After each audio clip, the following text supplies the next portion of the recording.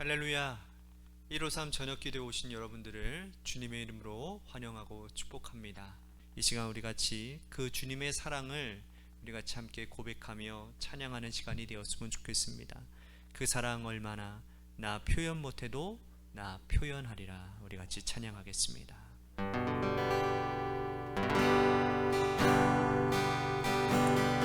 나 표현 못해도 나 표현하리라. 다 고백 못해도 나 고백하리라. 다 알 수 없어도 나 알아가리라. 다 닮지 못해도 나 닮아가리라. 나 표현 못해도 나 표현하리라.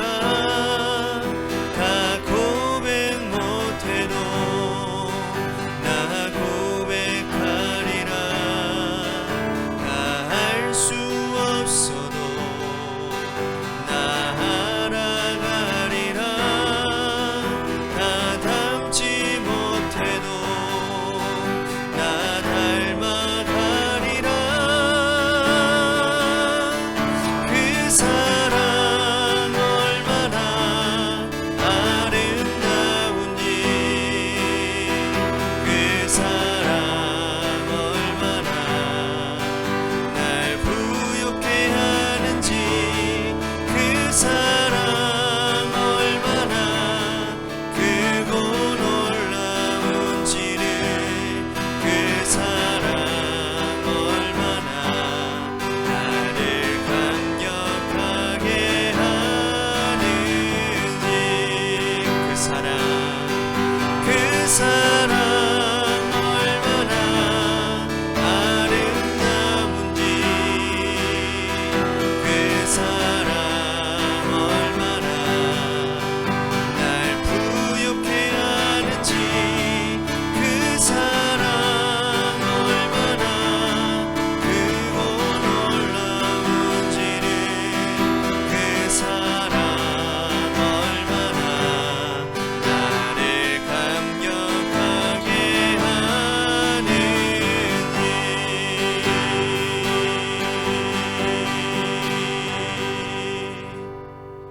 기도하겠습니다.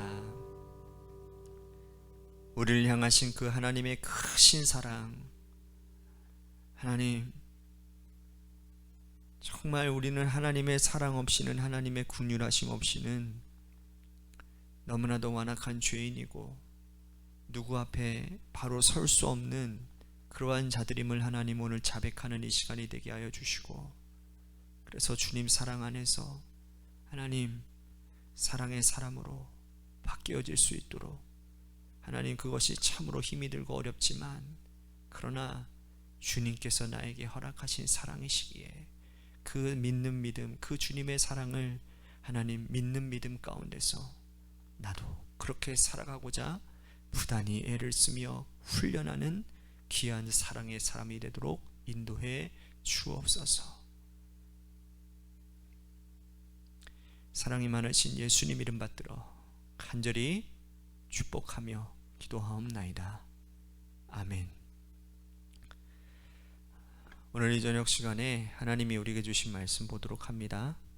로마서 14장 1절에서 10절 말씀까지 보겠습니다. 로마서 14장 1절에서 10절 말씀까지 보겠습니다.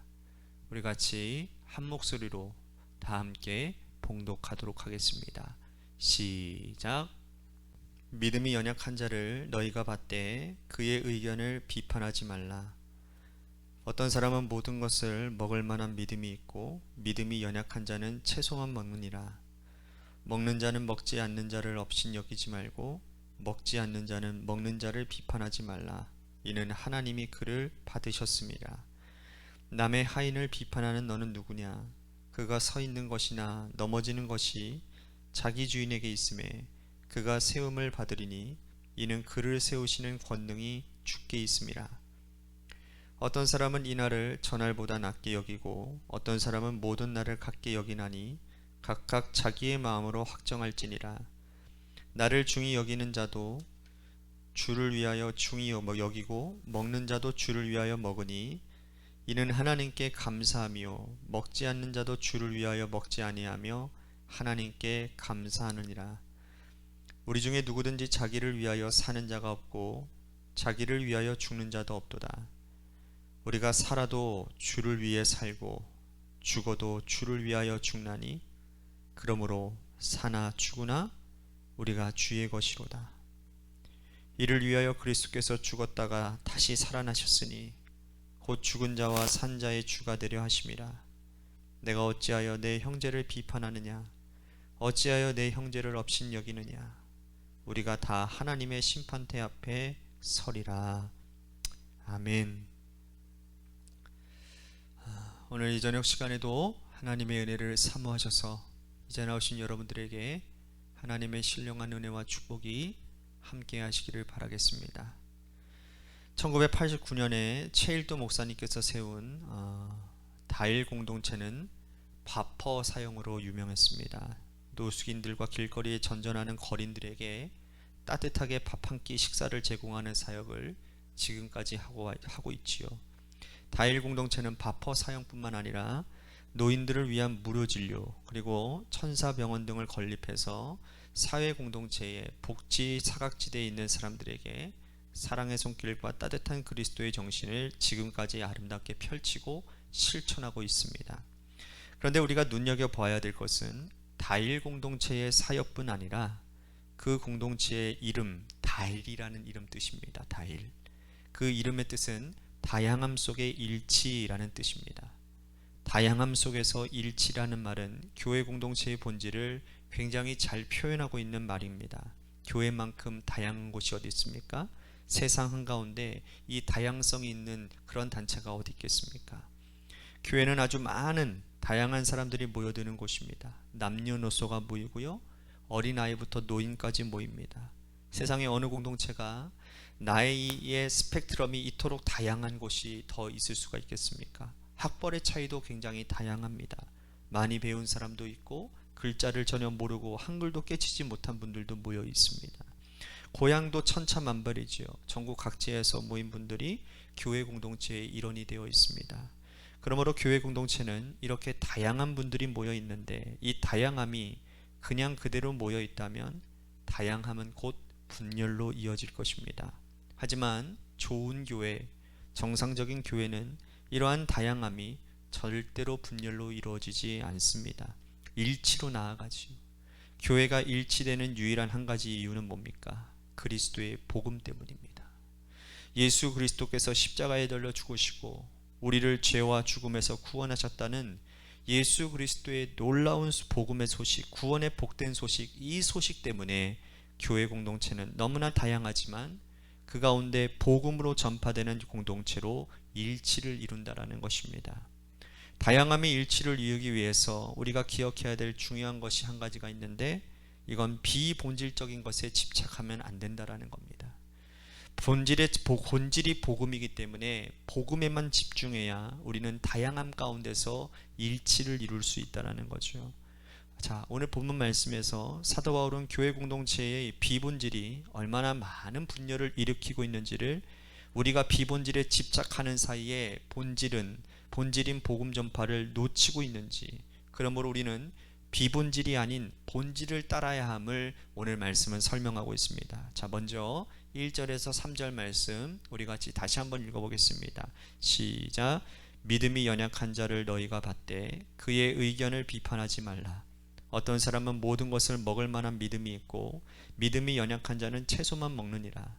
먹는 자는 먹지 않는 자를 업신여기지 말고 먹지 않는 자는 먹는 자를 비판하지 말라. 이는 하나님이 그를 받으셨습니다.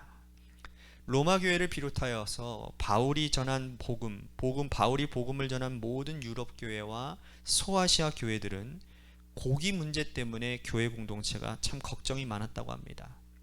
자, 제가 언제도 말씀을 드렸지만 로마는 다신 국가입니다. 다신교를 다신교 문화입니다. 그래서 시중에 유통되어지는 고기들은 다 우상숭배를 드리고 나온 유통되어지는 고기가 대부분입니다. 아시겠죠? 제2에 쓰여진 것들을 유통하는 거예요. 그래서 성도들 중에는 이 이방 신전에 드린 이 고기를 우리들이 먹어야 되는가 안 되는가 라고 하는 문제를 가지고 굉장히 갈등이 있었고 다툼이 많았습니다. 어떤 사람은 먹어도 된다, 어떤 사람은 절대로 먹어서는 안 돼, 율법에 그렇게 나와 있지 않느냐, 나는 채소만 먹겠다 라고 하는 사람들이 있는 것이죠. 바울은 이 문제에 대해서 고린도전서 8장에도 이미 한번 정리를 해둔 적이 있습니다.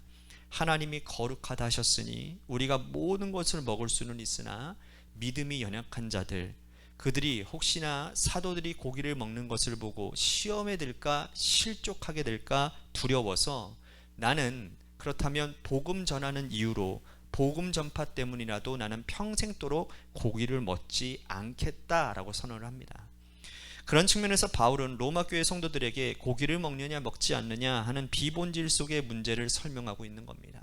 우리가 먹어도 주를 위해 먹고 먹지 않아도 주를 위해 먹지 않는 것인데, 고기를 먹든 먹지 않든 간에 이 비본질적인 문제인 것을, 이것을 가지고 서로 다투고 이것 때문에 서로 갈등하는 것은 하나님께서 그리스도를 통하여 교회를 핏값으로 주고 사신 하나님의 사랑과 그리스도의 십자가의 은총을 욕보이는 것이 아닌가, 바울은 그렇게 정의를 한다는 것이죠.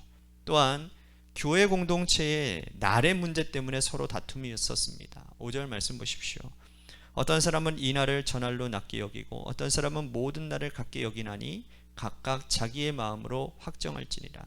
그러니까 로마 공동체, 교회 공동체를 이루고 있는 큰 두 집단이 있었는데, 한 그룹은 유대교회가 있다가 개종해서 예수 그리스도를 받아들인 사람, 또 한 사람은 원래 이방이었는데 예수 그리스도의 복음을 받아들인 사람이 있었다는 거예요. 그러니까 유대교파 교인들과 헬라파 유대인들이, 헬라파 교인들이 있었다는 거죠. 이들은 절기를 대하는 태도가 너무너무 달랐습니다. 유대교회에 있다가 개종한 사람들은 세 가지 절기 중에 유월절을 아주 많이 사랑하고 아꼈습니다. 반면에 이방인이었다가 예수 그리스도 복음을 받아들인 사람들은 77절, 즉 오순절, 성령 강림절을 그들이 많이 사랑했습니다. 성령이 이 땅에 오심으로 인해 교회가 세워졌다고 그들은 생각했기 때문이죠. 원래 유대교회에 있다가 개종한 사람들은 모세 할아버지가, 모세가 민족의 지도자인데 그가 제정한 유월절, 그와 함께 한 모세의 숨결이 살아있는 유월절을 생명처럼 여기죠. 이 때문에 그들은 어느 절기를 더 좋은 절기라고 서로 다툼이 굉장히 많았다라는 겁니다. 또한 안식일과 주일을 대하는 태도도 달랐다라는 겁니다. 유대교회에다가 개종한 사람들은 안식일을 소중하게 여겼어요. 안식일은 토요일입니다. 이방인이었다가 예수 그리스도를 믿는 사람은 지금 모이는 주일을 훨씬 더 중요하게 여겼다는 거예요. 그러니까 바울이 말합니다. 날이 중요한 게 아니다. 모든 날이 다 하나님의 날이니 날은 별로 중요하지 않다. 이 또한 비본질적인 것인데 이것 때문에 다투는 것이 하나님의 가슴을 아프게 하는 것이고 그리스도의 복음을 헛되이 하는 것이라고 말을 하고 있습니다. 자, 8절 말씀 보십시오. 우리가 살아도 주를 위하여 살고 죽어도 주를 위하여 죽나니 그러므로 사나 죽으나 우리가 주님의 것이로다. 우리가 주의 것이로다, 이 말씀이 아주 중요합니다. 고기를 먹는다고 비판하는 형제들, 채소만 먹는다고 업신 여기는 형제들, 이날이 저날보다 낫다라고 여기고 무시했던 형제들, 그 모든 형제들이 다 주의 것이라고 말을 한다는 거예요. 우리 스스로가 그리스도께서 피로 값주고 사신 그러한 교회 공동체의 일원이기 때문에 누구는 누구를 무시할 수 없다라는 겁니다. 비본질적인 것 때문에 어떻게 교회가 분열되고 나뉘어질 것이며, 비본질적인 것 때문에 어떻게 서로 형제 자매 간에 분열과 다툼이 있을 것이며 서로가 서로를 무시하는 일이 가능하겠냐 라고 하는 바울의 말씀입니다. 우리는 어떻습니까?